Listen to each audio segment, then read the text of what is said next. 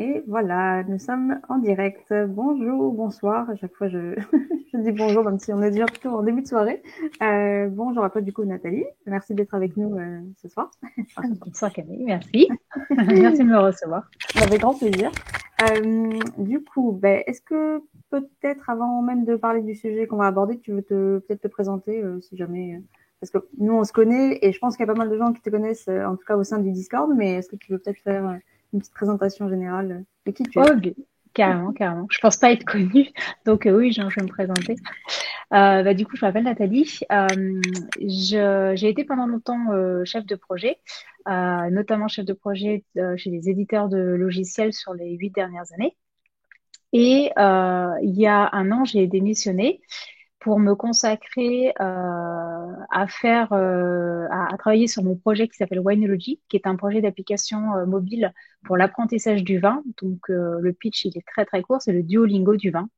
Donc Trop bien. voilà, apprendre le vin sous forme de quiz de manière ludique, simple, voilà, fun. Et en même temps, je me suis formée, auto-formée sur tout ce qui est product design. Donc, c'est quelque chose que j'avais déjà touché du doigt dans mon précédent emploi et qui me plaisait beaucoup. Donc, voilà, tout ce qui est product design et aussi product développement en no-code. J'ai pas mal fait de programmation visuelle aussi par le passé. Donc, voilà, je me suis formée sur Bubble en automne dernier chez Auto. Et donc, du coup, bah, maintenant, je suis freelance. Donc, voilà, j'ai ces deux casquettes en tant que freelance et j'ai monté un collectif aussi il y a quelques semaines. Donc, on est sur Collectif de Work, on est 7 freelance, designers et développeurs no code et développeurs code aussi. Il y en a trois développeurs traditionnels. Très bien. Et donc, voilà, il y a cette casquette-là et puis cette casquette aussi donc de porteuse de projet sur OneNote. Super. Eh ben, super présentation. T'es bien meilleur à Merci. l'exercice que moi. Et du coup, ben, aujourd'hui, on va aborder plusieurs aspects du coup enfin plusieurs utilisations que tu fais de Notion, mais qui ont, enfin en tout cas sur un thème principal qui est le fait de documenter ses projets du coup sur Notion et comment est-ce qu'on peut le faire, comment on devrait le faire peut-être en tout cas les bonnes pratiques et pourquoi surtout pourquoi documenter ses projets parce que c'est vrai que c'est pas forcément un réflexe. On en parlait un petit peu en off.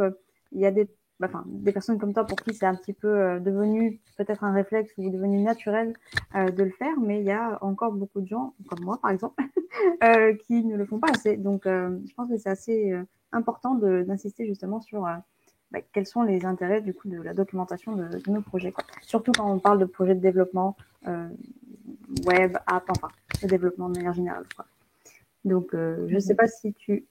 Ah, j'ai des petits bruits de parasites avec mes écouteurs. Non, je ne tape pas sur le micro, mais je vais regarder ça en off. Si tu veux, Nathalie, commencer à partager peut-être ton écran. Et moi, je vais regarder mes Oui, bien sûr. paramètres. Très bien. L'idée, effectivement, dans cette presse, c'est de vous montrer comment Notion, moi, c'est un outil qui m'accompagne depuis 2, 3 ans maintenant et je l'utilise pour tout. Alors, effectivement, je vais vous montrer comment j'utilise pour les projets dans le cadre de Winology, dans le cadre de l'activité de freelance pour les projets clients.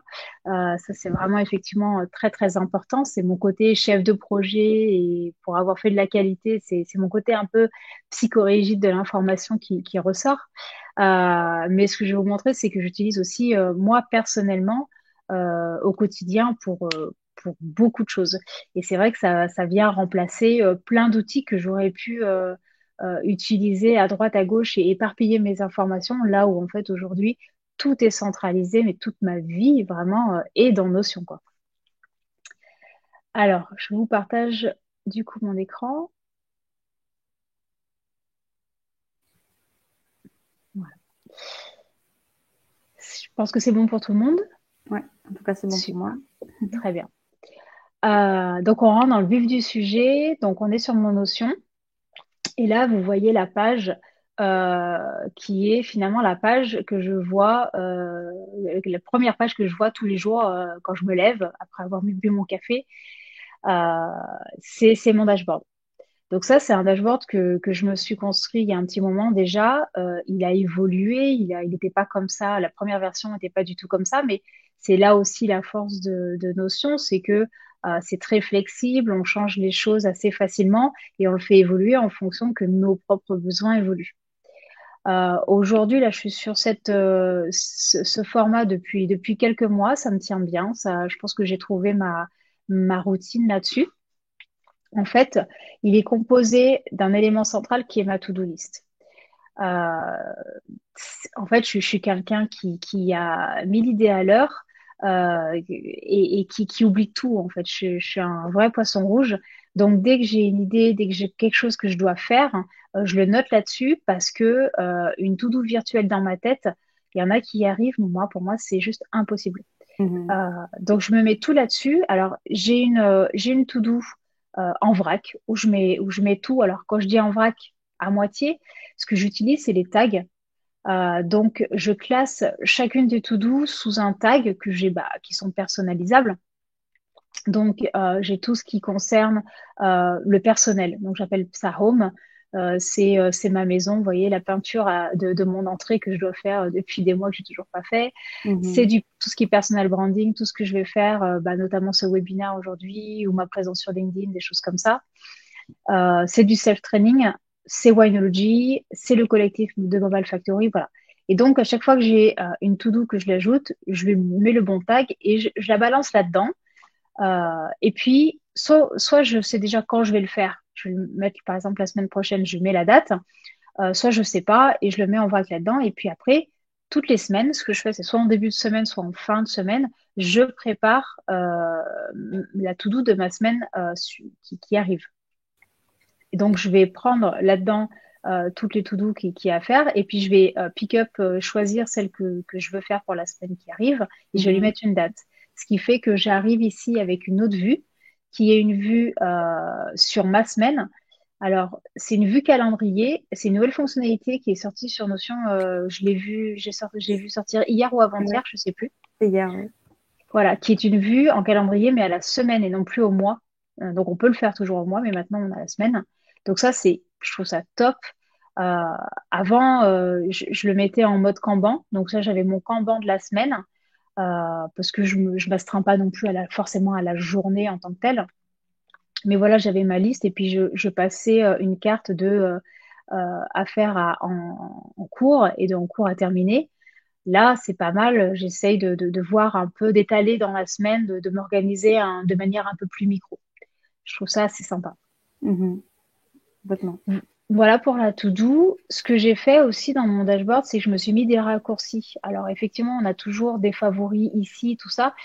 Là, ce que j'ai fait, c'est que visuellement, au moins, ils sont regroupés par thématique. Donc, j'ai mes raccourcis, mes pages.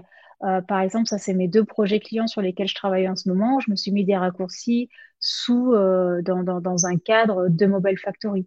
Là, c'est les pages que j'utilise le plus sur Winology. Donc, comme ça, j'ai mes raccourcis, mais visuellement, ils sont Mhm. plus facilement accessibles, je trouve. Ouais, ils sont catégorisés en plus.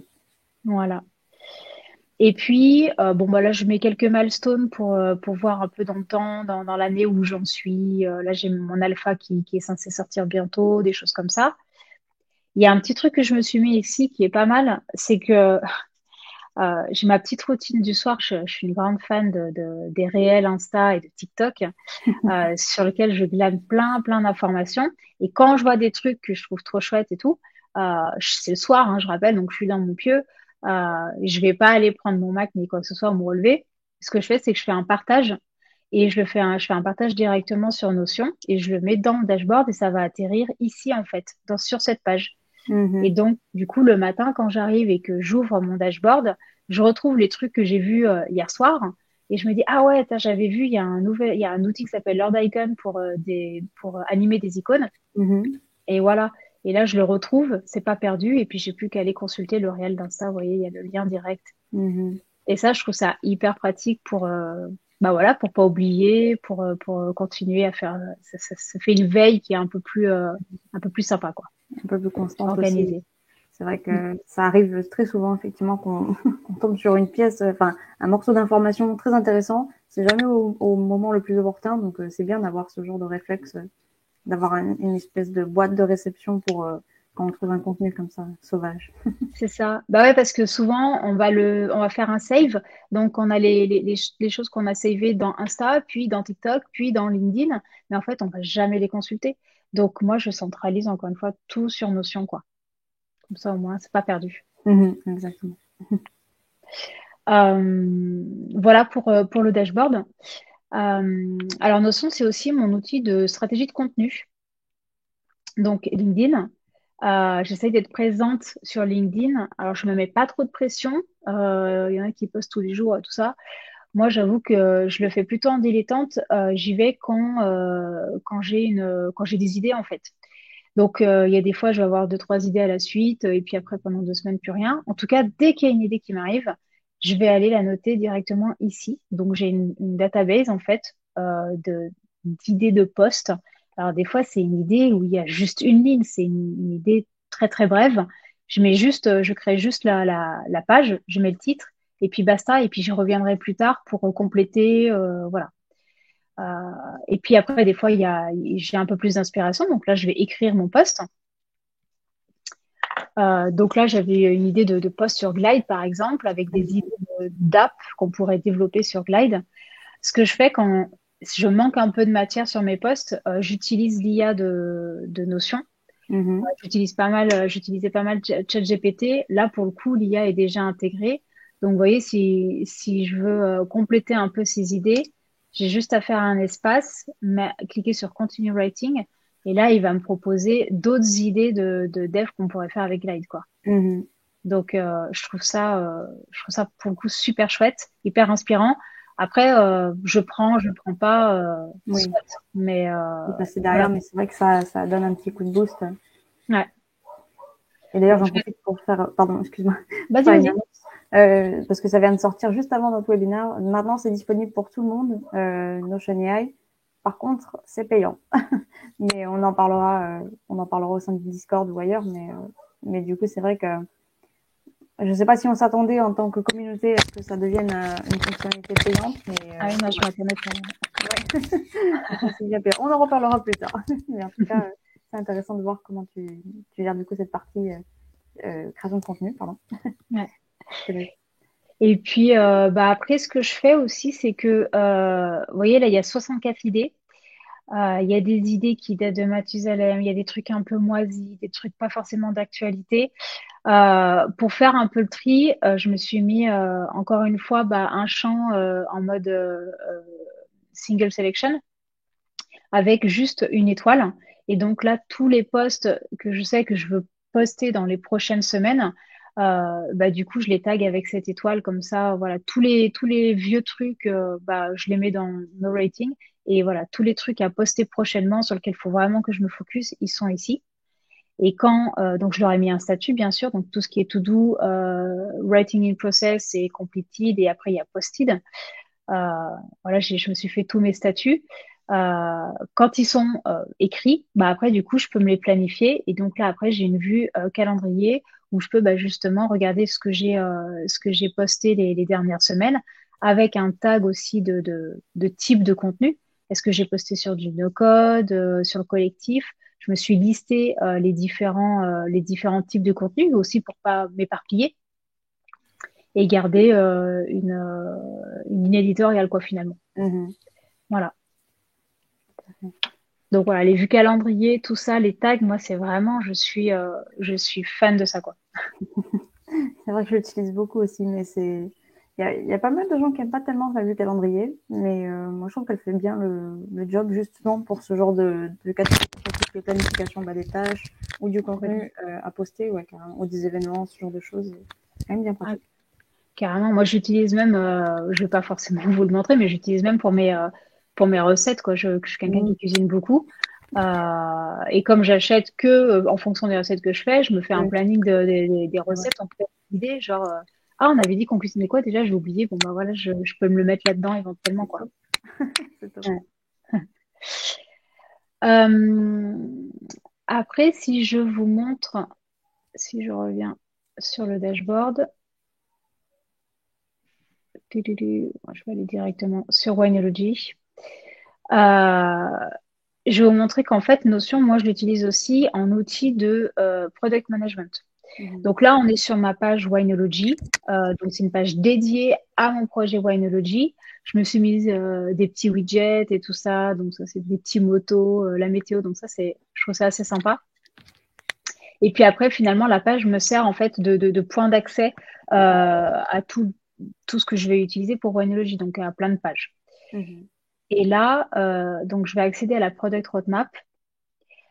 Ce que je fais, c'est que déjà, la première chose que j'ai construite, c'est la roadmap, c'est dans le sens la liste de toutes les versions et la planification des versions de Winology.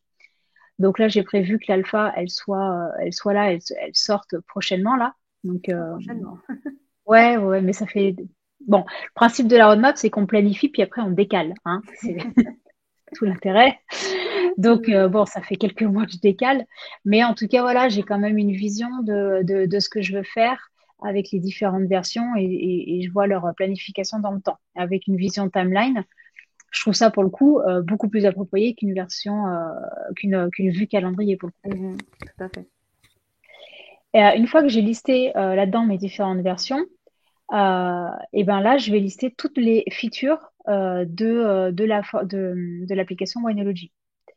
Alors, là, ici, on va retrouver toutes les features en vrac. Ce qui va être intéressant, c'est la vue Kanban.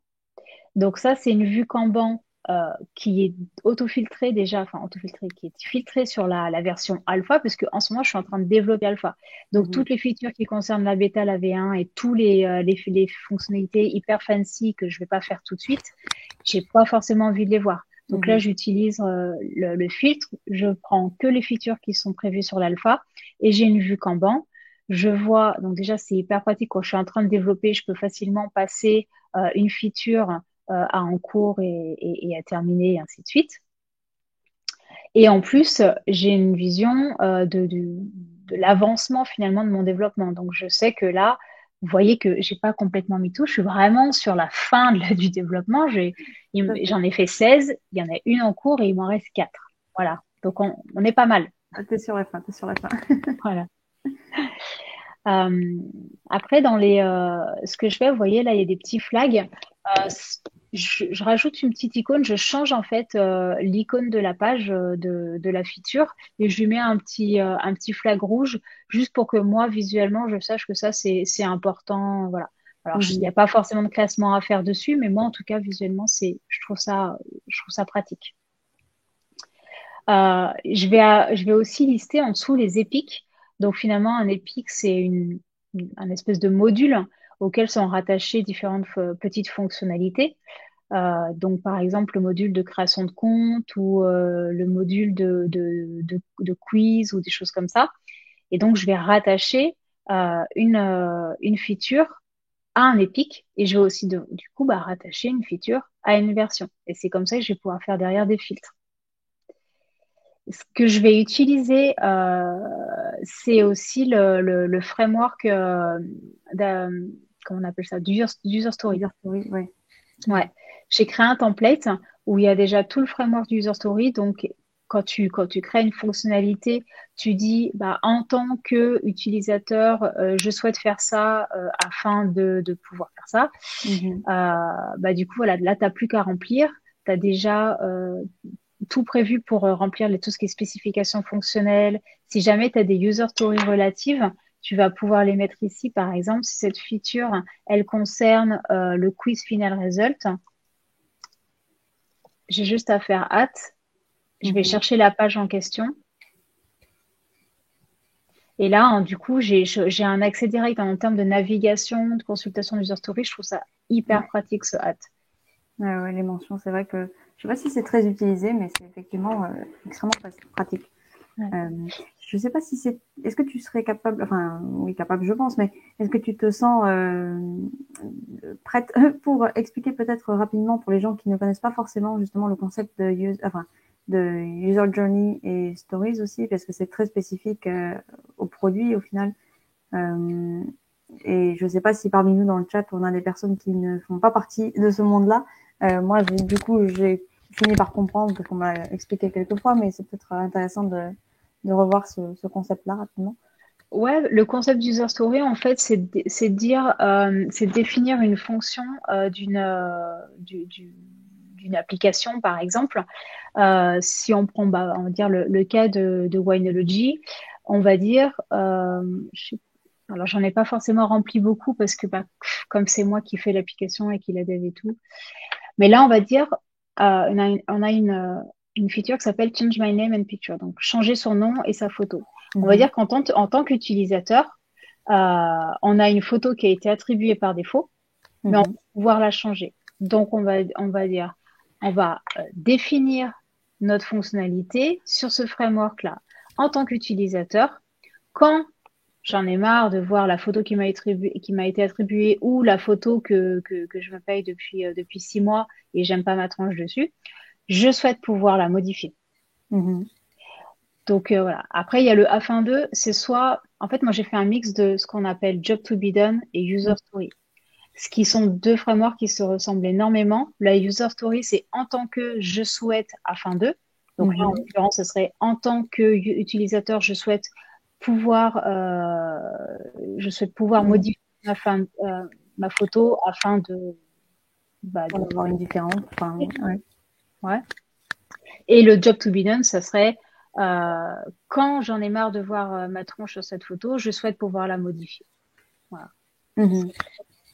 Ok. Donc ça, c'est en fait la user story sert à définir une fonctionnalité en se mettant à la place de ce qu'on appelle un persona. Donc Mhm. dans une application, on peut avoir différents types, différents profils de personnes qui utilisent l'application. Mhm. Ça peut être un client, ça peut être une entreprise, euh, un logiciel de gestion de projet, ça peut être un project manager, ça peut être un team member, ça peut être un portfolio manager et ainsi de suite. Mhm. D'accord. Donc, Ouais. je sais pas si Bon, c'est clair. ouais, je pense, je pense. Enfin, dites-nous dans le chat si ça vous suffit, mais euh, hop. Mais je pense que oui, pour le moment, c'est bon. Du coup, effectivement, c'est bien de pouvoir lier les fonctionnalités, on va dire, similaires ou peut-être certaines qui sont bloquées par d'autres aussi. Enfin, je sais pas si ça arrive, mais. Ouais, exactement, exactement. Parce qu'en fait, le principe, c'est que justement, quand on parlait d'Epic tout à l'heure, donc c'est un Mhm. module, c'est dire le module de connexion, par exemple. Dans le module de connexion, on va avoir une fonctionnalité qui va être la connexion parce qu'on a déjà un compte. Ça va être la création de compte, la création de compte via Google. Voilà, ça, c'est déjà trois fonctionnalités différentes. Mhm. Tout à fait. Voilà, donc on va les détailler de manière différente et après on va les développer. Mais elles sont distinctes, mais en même temps elles sont liées. Si par exemple il y a une quatrième fonctionnalité qui serait je veux réinitialiser mon mot de passe. Mhm. Réinitialiser son mot de passe, elle est clairement dépendante de créer son compte ou de pas pardon de se connecter. C'est-à-dire que Mhm. j'ai déjà créé un compte, je veux me connecter, mais j'ai oublié le mot de passe, donc je veux pouvoir réinitialiser mon mot de passe quand je cherche à me connecter. Mhm. Tout à fait. Voilà. Donc là, on a vraiment une dépendance entre les deux. Super. Euh, voilà là-dessus. Il y a un petit truc que vous voyez ici. C'est un petit tag aussi. Euh, si je vous montre. Là, en fait, je liste un peu les critères d'acceptation d'une fonctionnalité. C'est-à-dire que quand on l'a développée, qu'est-ce qui fait qu'on va la valider, on va la tester, qu'est-ce qui fait qu'on va la valider ou l'invalider. Donc, on liste tout ça, ça fait office de plan de test. Et quand elle est validée, bah, du coup, on peut mettre le testing à passed. Si jamais elle est bloquée à cause d'une autre fonctionnalité, on la met en bloc. Si jamais ça n'a pas donné le résultat attendu, on la met en fail. Et donc là, ça va être intéressant ici. Je vais pouvoir créer une autre vue, toujours en Kanban, mais là, groupée sur le statut Mhm. du test. Super.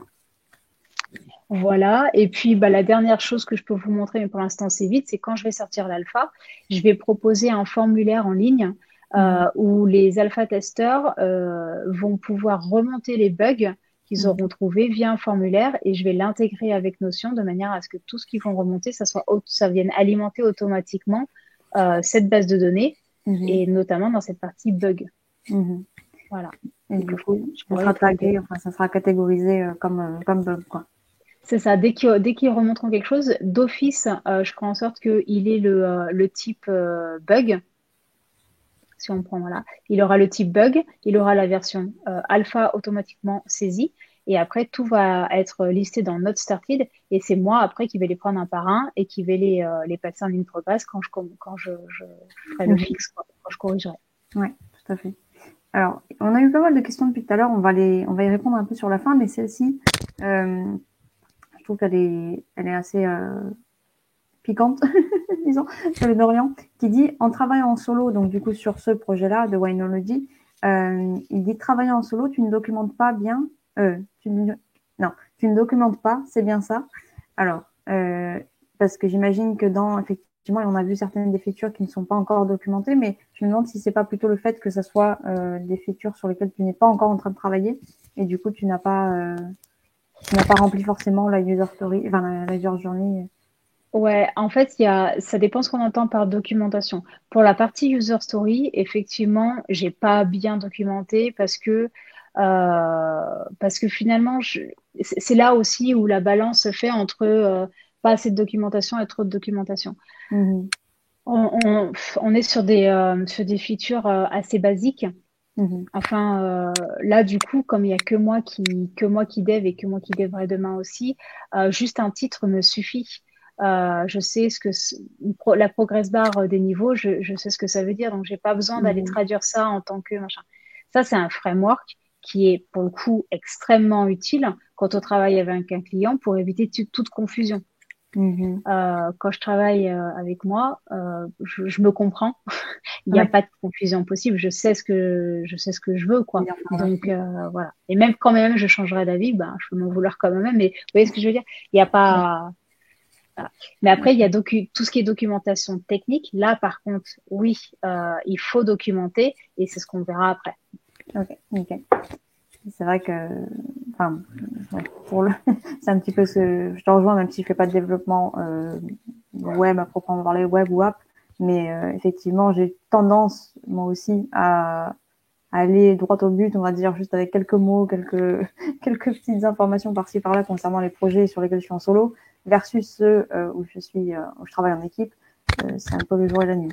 Mais, Ah oui, complètement. Ouais. Mais euh, c'est là où ouais, la balance se fait. Il faut chercher la valeur de la documentation. Si mhm, c'est faire de la doc pour faire de la doc et passer du temps à ça, enfin, ça vaut pas le coup, quoi. La doc, mhm, elle est vraiment utile quand on travaille en équipe ou dans le cadre de doc technique, oui. justement, parce que quand on va revenir sur le dev après coup, bah, on sera bien content de retrouver la doc pour savoir exactement qu'est-ce qu'on avait fait et pourquoi Mhm, et tout ça. Voilà. exact. Là, dans ce cadre-là, il n'y a pas forcément besoin. Super. Ouais. Hop, je te laisse continuer du coup. Ouais. Je passe au quatrième outil. Donc en fait, Notion, je l'utilise aussi en tant que CRM PPM dans le cadre du collectif de Mobile Factory. Alors, CRM, PPM, CRM, c'est Customer Relationship Management. Donc, en gros, l'idée, c'est de dire quand on a un nouveau client, un nouveau lead, on va aller le remplir dans notre CRM.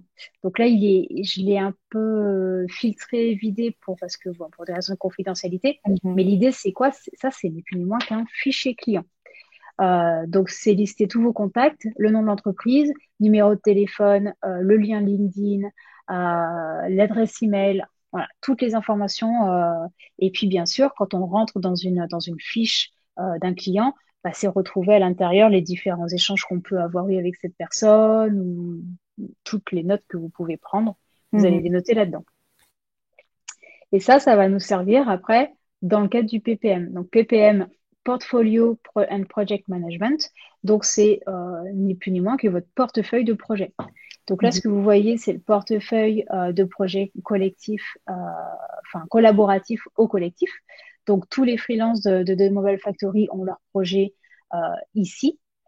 Ce qu'on fait, c'est que moi, j'aime bien visualiser en mode galerie avec mhm, des visuels. Je trouve ça assez sympa. Je fais apparaître que les informations essentielles quand on est en train de chercher un projet. C'est le nom du client ou du projet.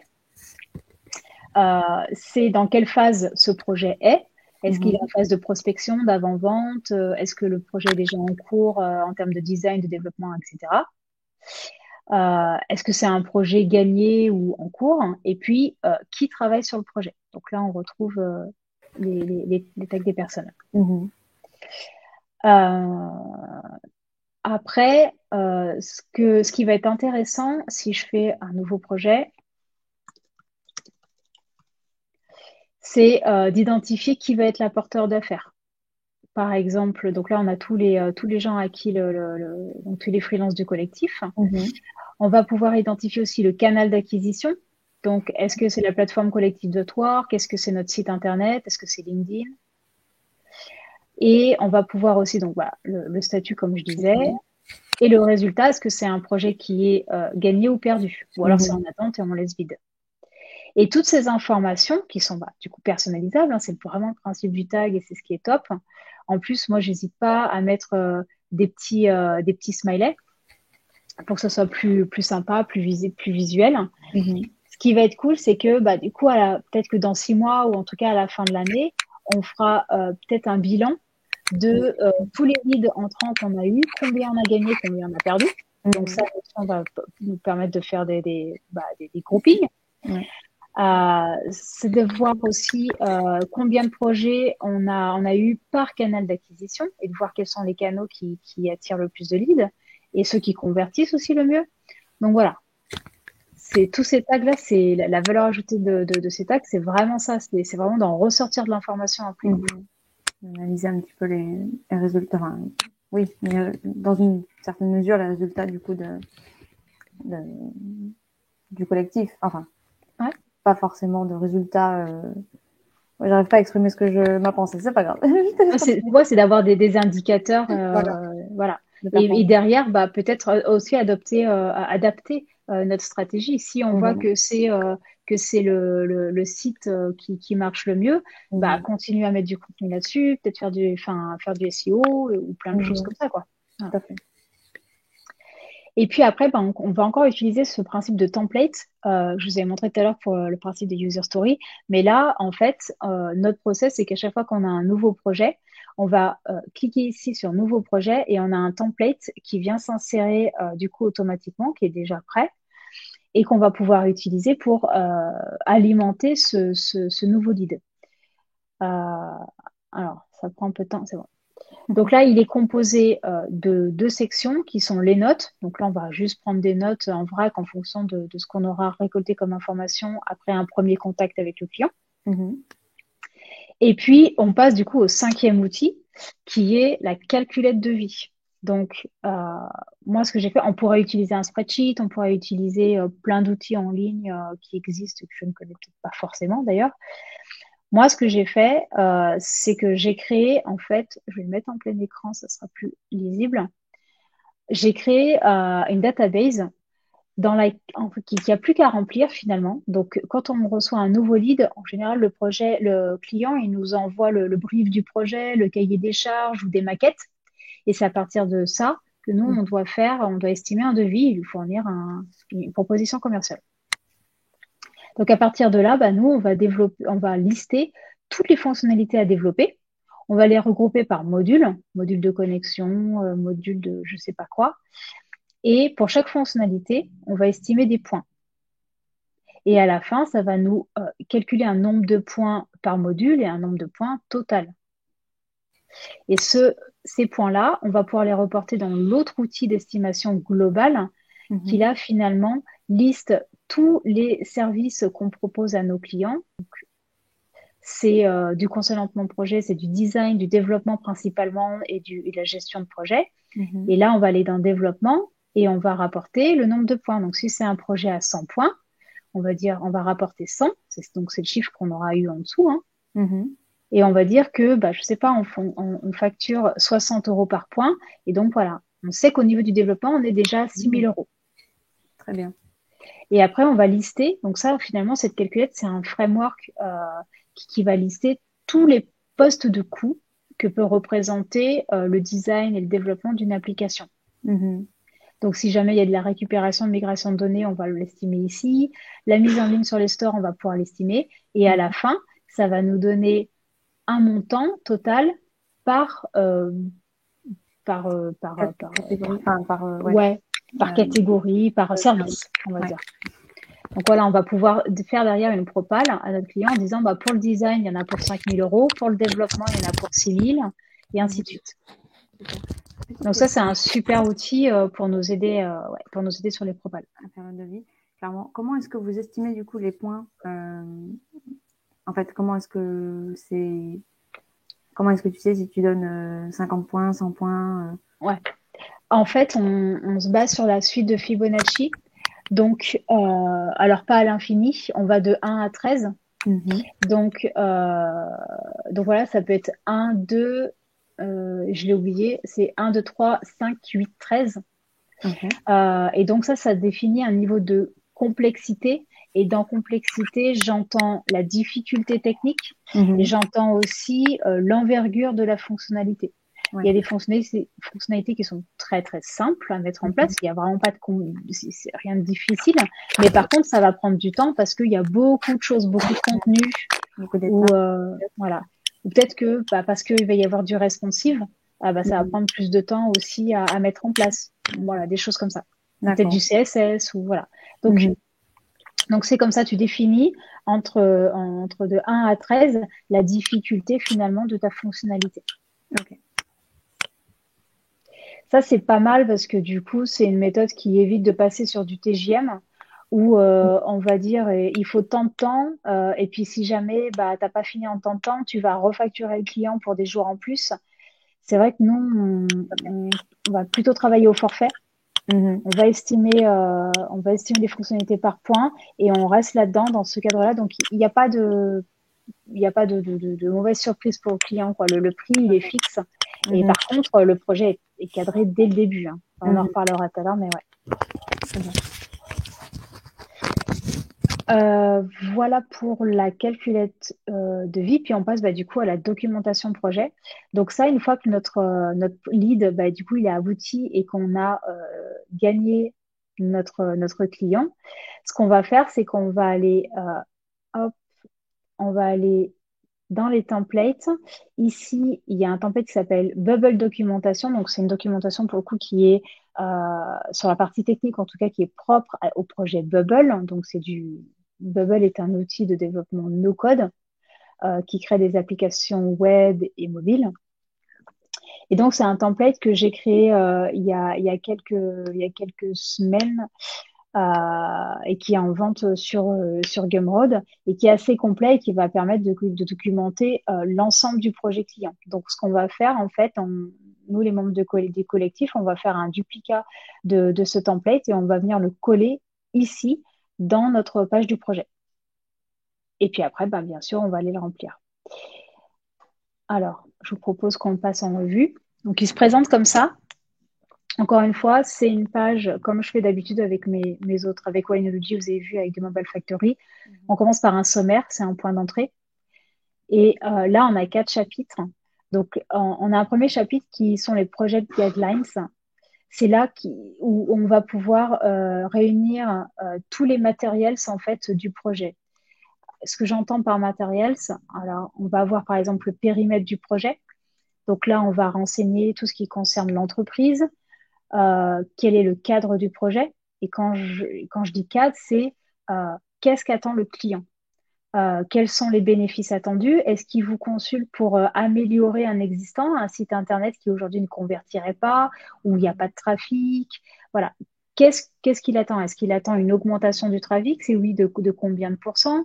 Est-ce qu'il attend une augmentation des ventes? Pareil, de combien de pourcents? Donc là, on va vraiment cadrer, c'est ce qu'on fait en réunion de cadrage quand on commence un projet. Et on va renseigner toutes ces informations ici, dans ce template-là, de manière la plus précise et exhaustive possible. Mhm. Si jamais on part d'un existant et donc il y a déjà une application, un site, on va pouvoir définir sa structure aujourd'hui et la structure attendue après.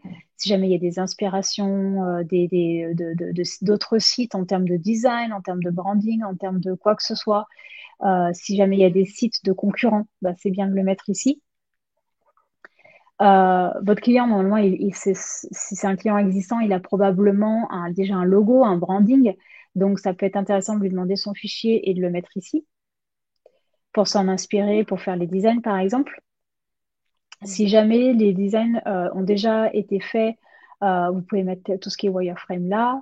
Voilà. Et là, on peut faire aussi une ébauche de planning.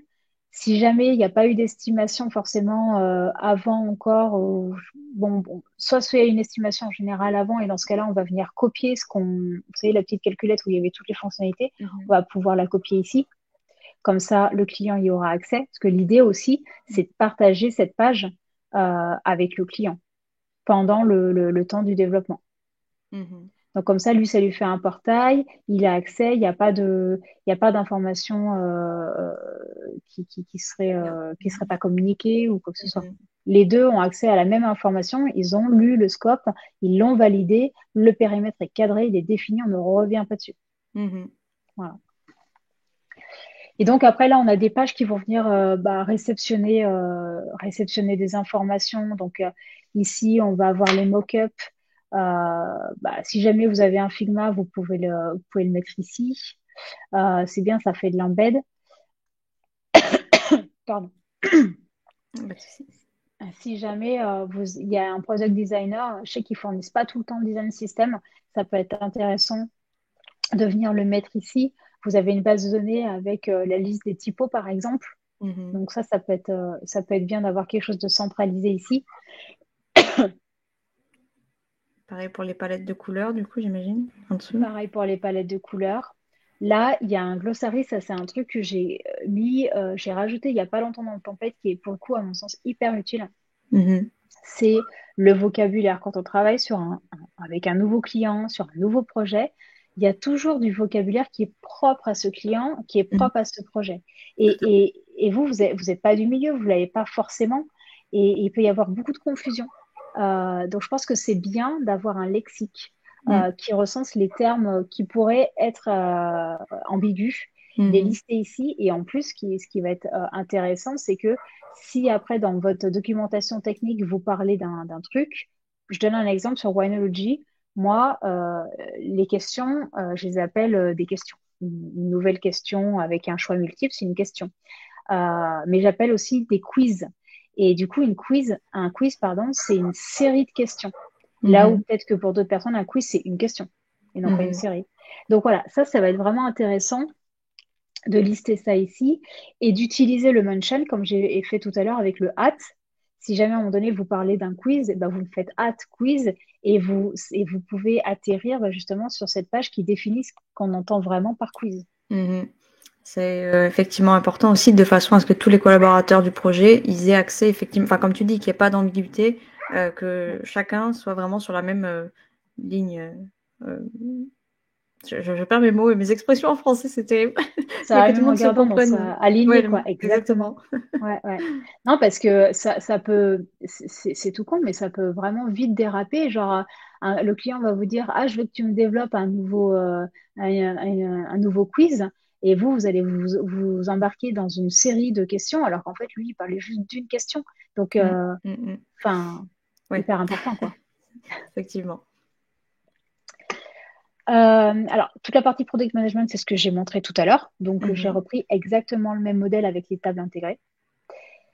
Là, on va avoir une partie, tout ce qui est instruction générale, instruction technique. Ce sont Mhm. vraiment des indications sur comment, dans Bubble, gérer ses workflows par folder, gérer ses workflows par couleur. Donc, ce sont des propositions C'est des guides, du coup, que je c'est fais. ça? Pardon? Enfin, c'est plutôt des guides, c'est pas Ouais, quelque chose qui va être rempli, ce sera plutôt, enfin, c'est ça. ok, ça marche. Ouais, c'est-à-dire que moi, c'est déjà pré-rempli. Ouais. Je propose déjà que la couleur bleue soit attribuée au workflow de type navigation. Mhm. Maintenant, si quelqu'un veut le modifier, voilà, il Bien n'y a sûr, bien plus sûr. qu'à. Et pareil pour tout ce qui est convention de nommage, c'est des exemples en disant, bah voilà, toutes les pages, vous pouvez les nommer comme ça, les noms de table Mhm. plutôt comme ça. Voilà. Ok, d'accord. Donc là, il n'y a rien de spécial à remplir. Par contre, voilà, le dernier chapitre, celui-là, il va être intéressant pour tout ce qui est documentation technique. Donc, c'est Mhm. là où même quand on travaille seul sur un projet, on documente son projet.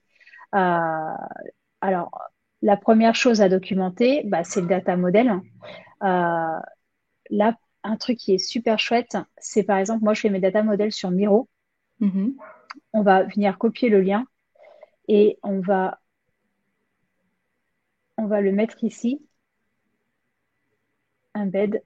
Et là, il marche vachement mieux que Figma pour le coup. Ouais. On va pouvoir l'agrandir. Et là, je vais pouvoir me déplacer directement dans Miro et je vais pouvoir même zoomer. Et ça, Mhm. pour le coup, c'est hyper intéressant d'avoir voilà, toujours son notion ouverte sur la partie documentation. Et quand on est en train de développer et on a Mhm. accès à tout, quoi. Soit on est en recherche d'informations et on a tout dans les fameuses guidelines que j'ai présentées juste avant. Tout à fait. Toute la partie technique, on va tout avoir ici aussi. On va pouvoir consulter son data model, ses tables, ses champs. Donc voilà, Mhm. hyper pratique. Sans avoir 150 onglets ouverts, quoi. Ou fenêtres. Exactement. Ouais. Voilà. Là, après, j'ai prévu des pages pour recevoir tout ce qui est documentation technique. C'est vraiment, quand on crée une page sur Bubble, par exemple, c'est dire, bah, cette page, quelle va être son intention, son purpose, c'est dire, bah, c'est une page qui est là pour, je sais pas, présenter une fiche métier ou une fiche de formation. Je sais pas si on est sur un site, par exemple, qui propose une plateforme qui propose des formations. Voilà, là, on est sur une page qui présente une formation avec tous les organismes qui proposent cette formation et toutes les sessions, et ça va permettre à l'utilisateur de s'inscrire. Voilà, c'est définir le contexte de cette page.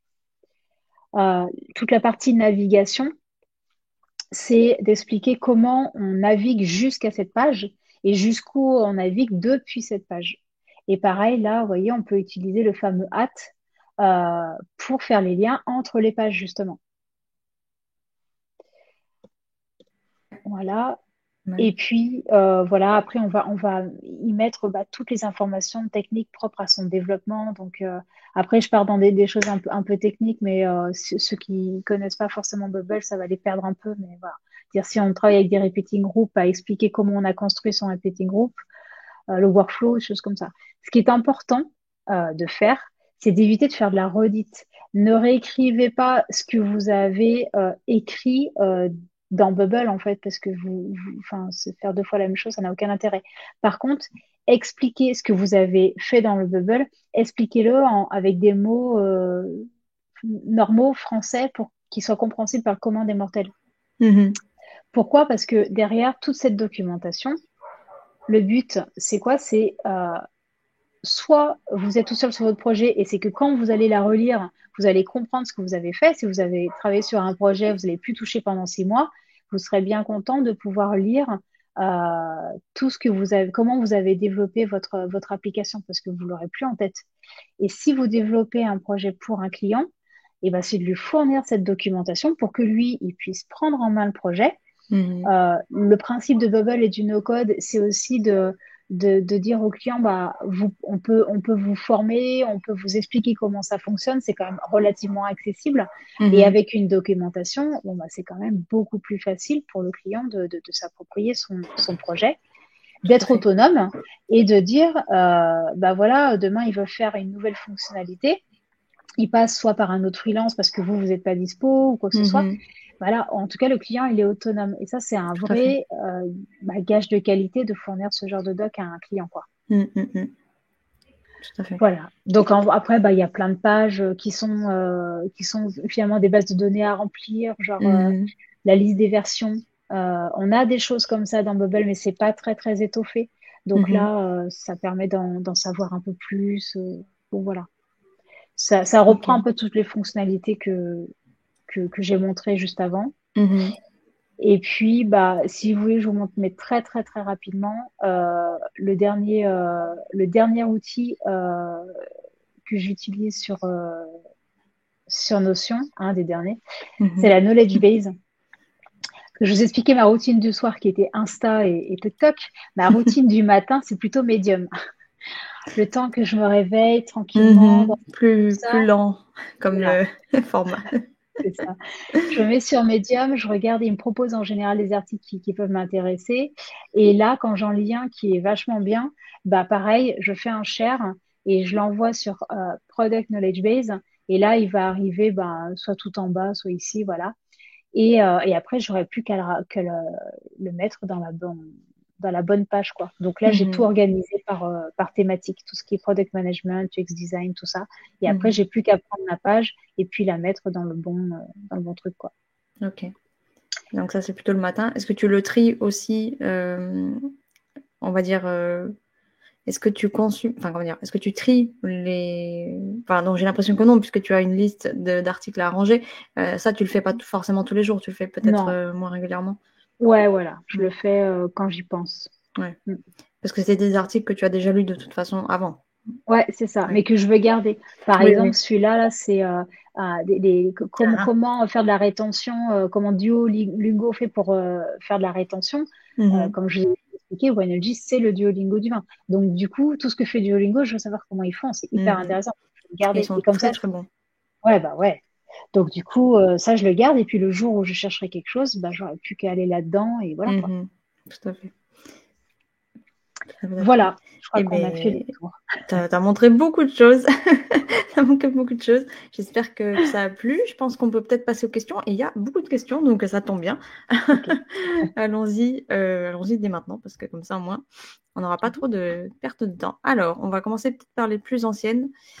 Eric nous demandait, est-ce qu'il y a un lien, donc ça c'était pour le tout début, donc, où tu nous montrais ton dashboard, est-ce qu'il y a un lien avec un calendrier Google possible? Est-ce qu'il y a une synchro qui est possible avec Google Calendar? Donc dans ton cas, toi, est-ce que tu le lis avec, est-ce que tu utilises Google Calendar et est-ce que tu le lis avec ton calendrier de tâches ou de... Ouais, non, c'est pas fait encore. C'est pas fait encore, mais c'est effectivement dans...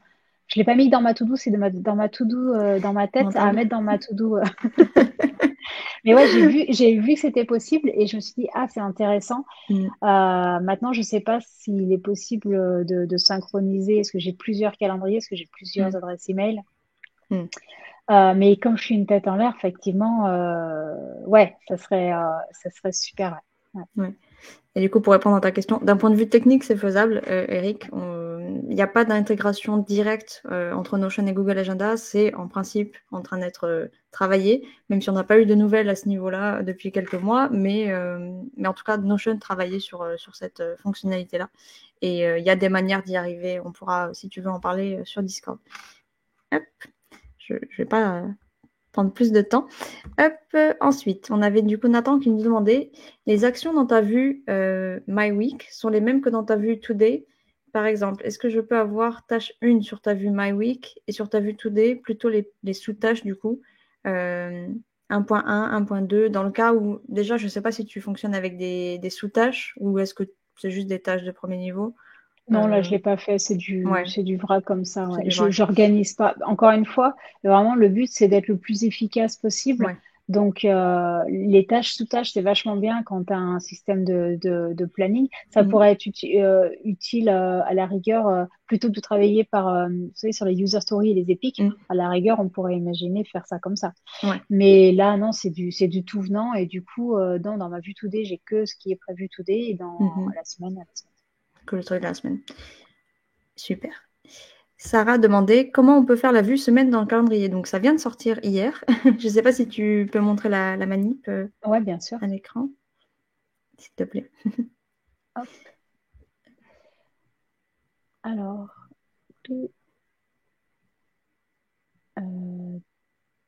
en fait, ici, on a une vue calendrier. Je vais peut-être la refaire plus doucement. Ici, là, on est dans le layout calendrier. Et dans calendrier, ici, on show le calendar soit par week, soit par mois. Donc avant, on avait par mois, voilà, comme ça. Et maintenant, on a par week. Okay. Voilà. Donc dans les options layout ou apparence, si je dis pas de bêtises en français. Je ne sais plus comment ça se nomme, mais je vais vérifier tout de suite. Les 3 petits points, c'est le premier menu. Et après, là où c'est marqué mois, il faudra changer par semaine. Disposition en français. Voilà. Ok. Super. Hop.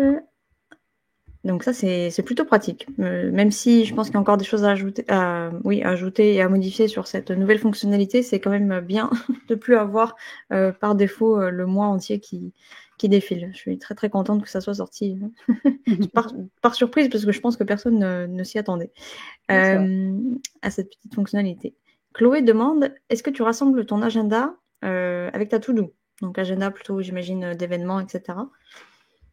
Et les appels Euh, ou pas? ouais, non, non. Non. Du coup, non, ma to-do, c'est vraiment, c'est une to-do en mode checklist, quoi. C'est une Mhm. liste de choses. Et voilà, et je le fais quand j'ai pas de réunion ou quand j'ai pas d'appel, quand j'ai Mhm. pas de machin. Mais non, il n'y a pas forcément de lien. Ouais. Ouais, ça marche. À part si je vais mettre dans ma to-do à la rigueur des choses sur lesquelles il faudrait pas que j'oublie, mais qui seraient vraiment importantes.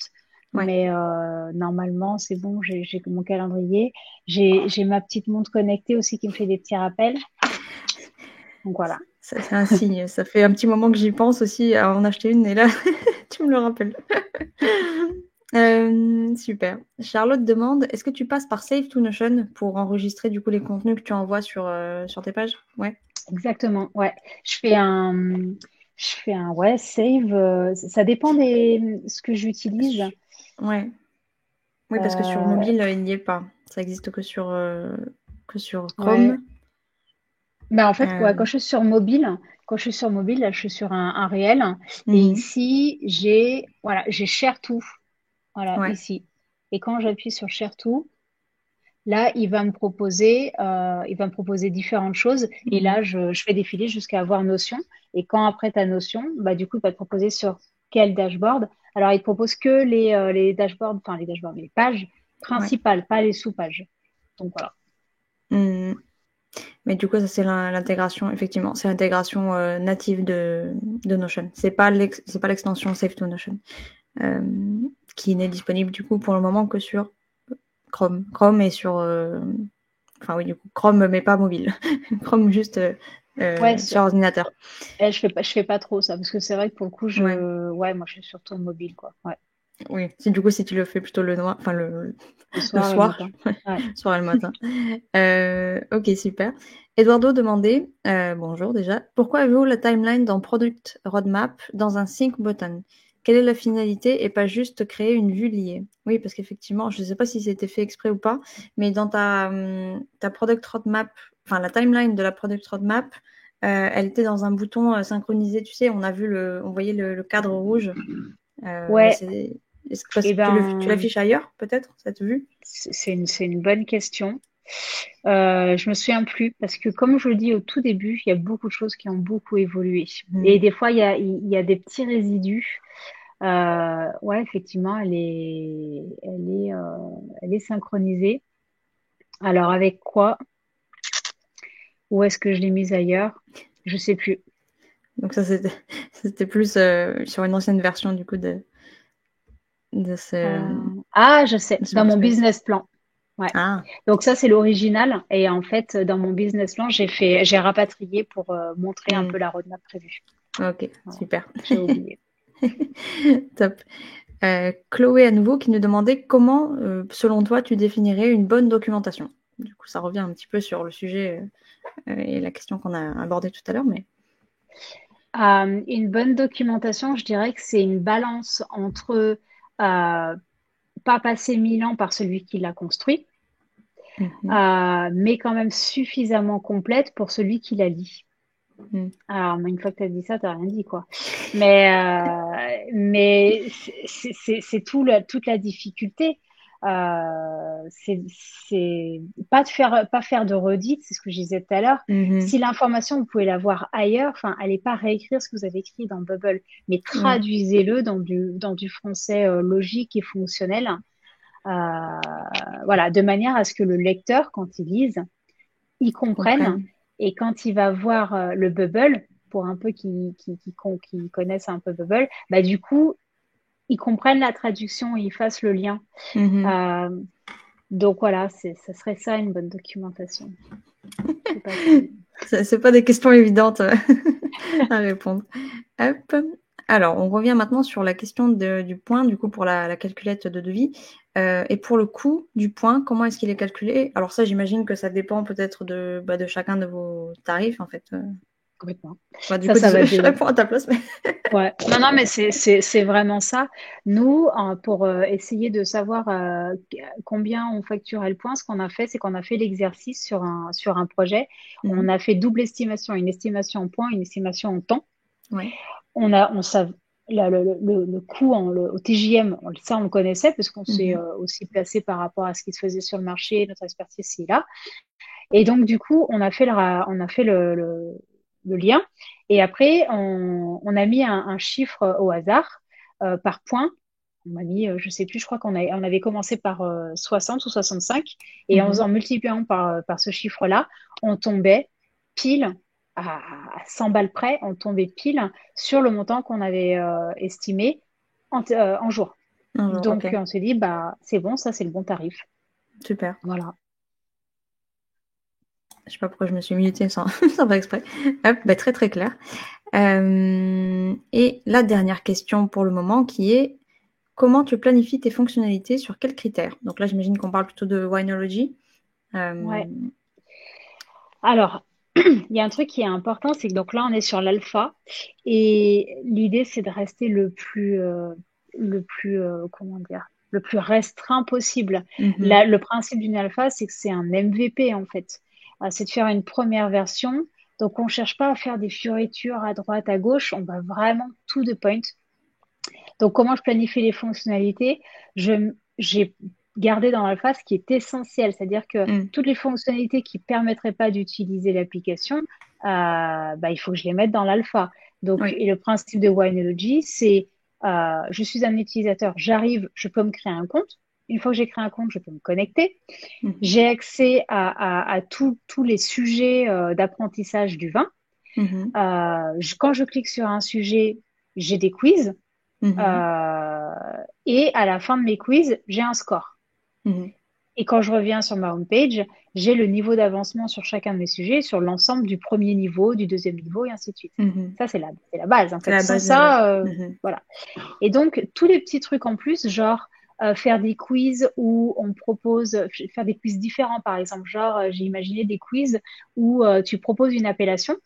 mhm, Genre, tu dis le morceau, d'où ça vient, et là, tu as une map de la France, ou du mm, monde d'ailleurs, pour complexifier, et tu vas aller pointer du doigt où on produit le morceau. mhm.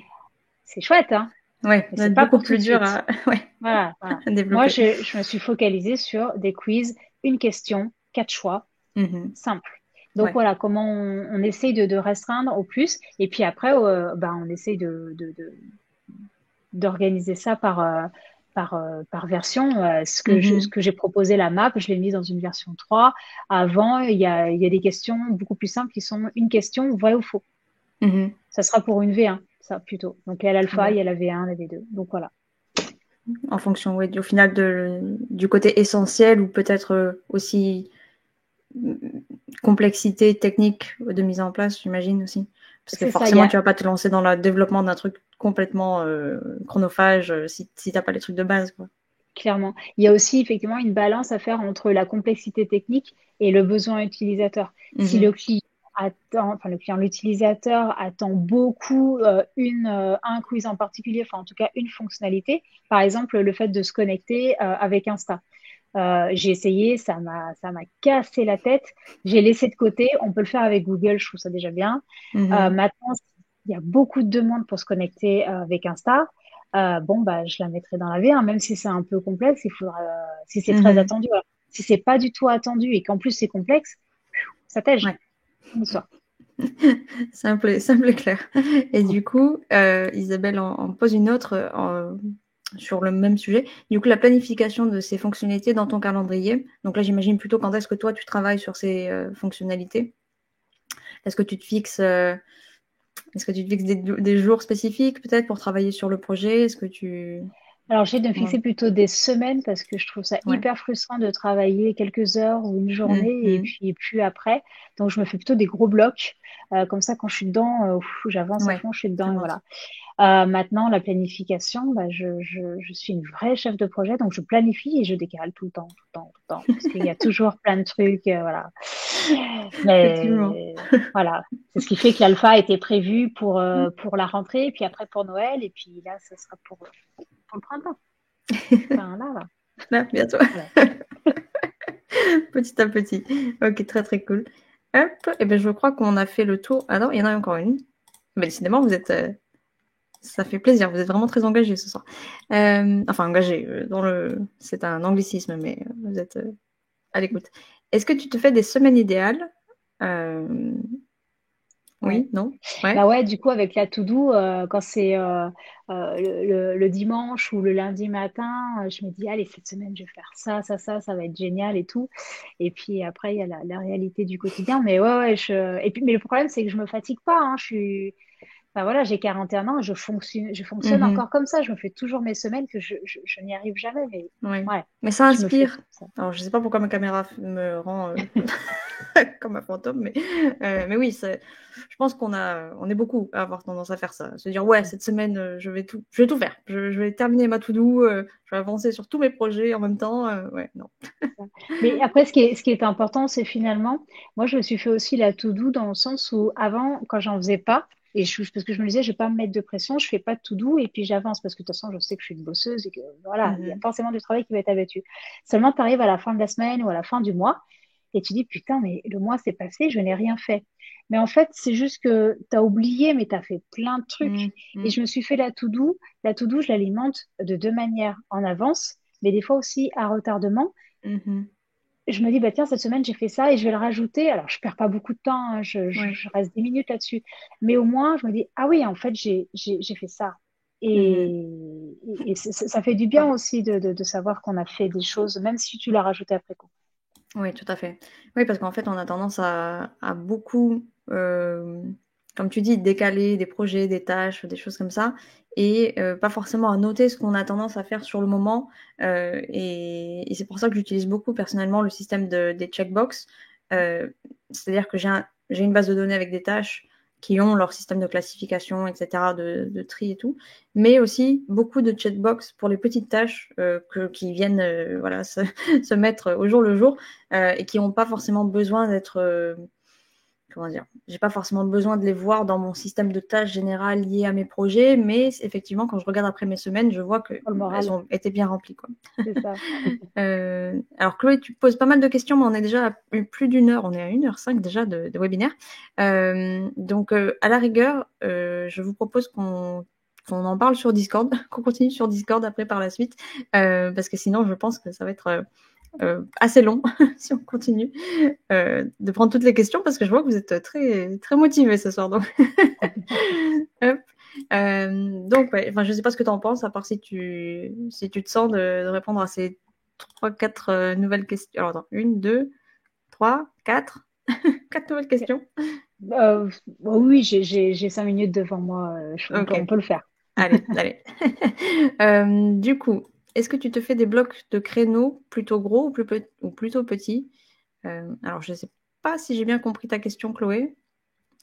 Tu te fais des blocs de créneaux plutôt gros, pas sûr de comprendre trop cette question. À la rigueur, Ah, étoffe un petit peu la question dans le chat.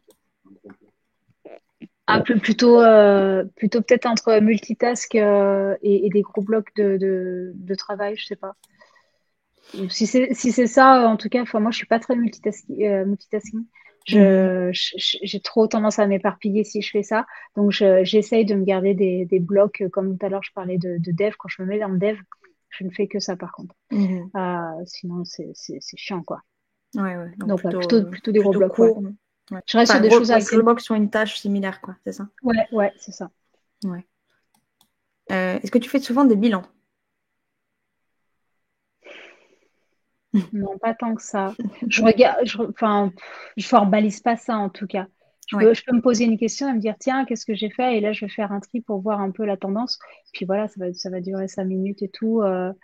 Peut-être on en fera plus maintenant qu'on travaille en collectif, Mhm. parce que la dynamique est pas la même quand tu es tout seul et quand tu travailles en collectif. Pour le coup, Tout à voilà, dans fait. mon ancien job, j'en faisais beaucoup des bilans. En tant que chef de projet, quand tu as une équipe, ça, ouais, j'en faisais beaucoup. Et effectivement. Encore une fois, c'est vrai qu'on travaille très différemment quand on est en équipe. Alors, je suis redevenue fantôme, je suis navrée. Eric qui pose la question, où est-ce que se trouve ton template du coup Bubble? Parce qu'effectivement, j'ai pas le lien sous la main, je suis navrée. Je pensais l'avoir, mais Ouais, je sais pas si je peux le mettre dans le chat ou oui, oui. ouais, Vas-y, vas-y. il est sur Gumroad. Tout, tout, tout, tout, tout. Il est sur Gumroad, il s'appelle Bubble Documentation. Et sinon, si vous allez sur mon LinkedIn, Vous allez retrouver un post que j'ai fait il y a pas forcément longtemps, donc Ouais, on va voir. Je vais voir si je le voilà. retrouve pour vous le mettre. Tout, tout, tout. Parce que vu que tu postes quand même un petit peu plus souvent maintenant sur LinkedIn. Ouais, il peut s'être fondu. Voyons voir. Alors là, je suis sur mon dashboard. Hop, il est là. C'est bon, j'ai le Tu lien l'as. normalement. Ouais. Super. Comme ça, je vais pouvoir le mettre à l'écran.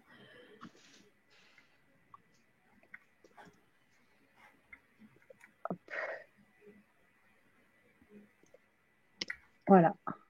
Super. Je vais le mettre juste ici. Hop.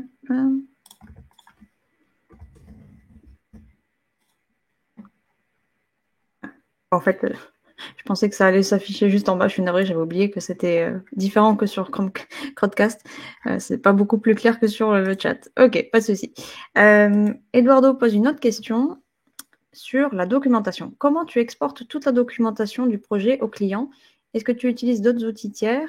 Je pense notamment sur des sujets où la réglementation demande de respecter des normes ISO de SMQ. Alors là, on m'a perdu personnellement, je ne Ouais. sais pas de quoi il s'agit, mais je te Ah, laisse. puis système de management de qualité. Je pense notamment à des sujets où la réglementation demande. Là, après, c'est au client qui fait ce qu'il faut de son côté pour que ça fitte avec les normes ISO. Mais moi, je lui confie la documentation, je lui fais un export, il a un lien, et après, soit il a un Notion, il récupère. Enfin, c'est vrai qu'aujourd'hui, il n'y a pas d'export PDF. Ça pourrait être un truc sympa, ça. Ouais, c'est Euh, vrai.